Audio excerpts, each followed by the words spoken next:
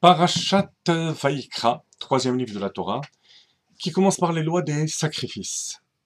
Adam qui akriv mikem korban lachem, lorsque une personne voudra bien faire un sacrifice, et Rachid de nous faire remarquer qu'il s'agit là de korban nedava. Be korban nedava diber hakatuv. Le pasuk parle de sacrifice volontaire. Alors la question qui se pose, question évidente, pourquoi ne pas commencer par les sacrifices les plus importants qui sont les sacrifices obligatoires, korban khatat, expiatoire, korban hacham. Pourquoi commencer par un sacrifice volontaire qui est somme toute moins important que les autres sacrifices? Une question sur laquelle se penchent beaucoup de nos commentateurs. La réponse la plus simple est indiquée par le fait que justement Rachid ne nous dise rien. Et le fait que Rachid ne nous dise rien, c'est que la réponse est tout à fait compréhensible par nous-mêmes. En effet, on se trouve dans quel contexte? Celui des Yemei HaMiluim, les jours d'entraînement pour le service du temple.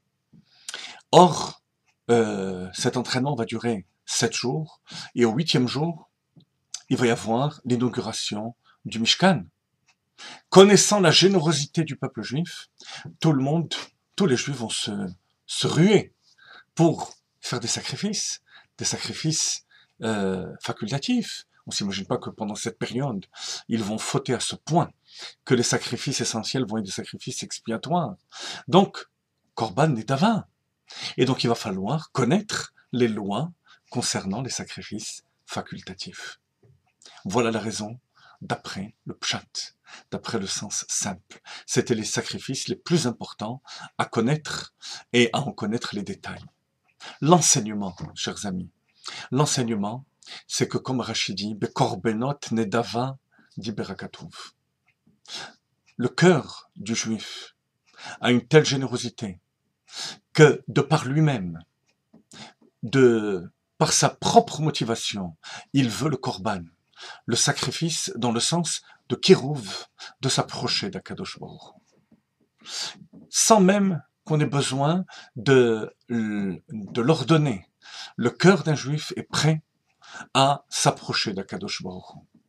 Et même lorsqu'il nous semble que la personne est fermée, comme dit Maïmonide dans le 2e chapitre des lois de Gerushin, l'essence de lui-même, l'essence de son âme est prête à s'attacher à Kadosh Baruch Hu.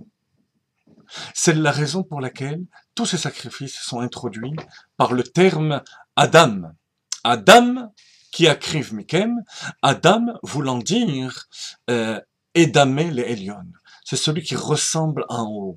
L'âme du juif, la neshama, est Edamé, ressemble en haut, c'est-à-dire aspire à vouloir monter vers Akadosh Baruch Hu. C'est le terme qui est employé par le pasuk. Et c'est dans ce sens que tous les autres sacrifices continuent.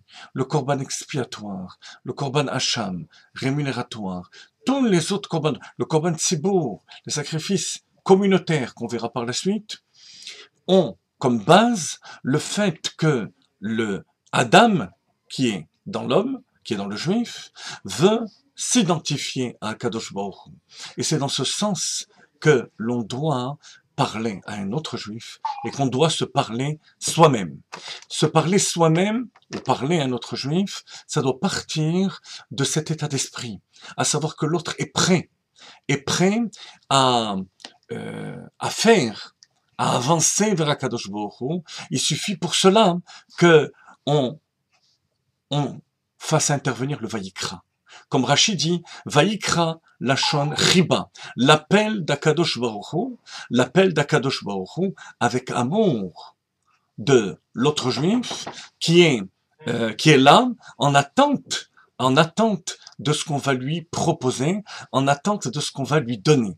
Ce cri, cet appel d'Akadosh Baruch Hu doit retentir à travers notre bouche lorsqu'on s'adresse à chaque juif.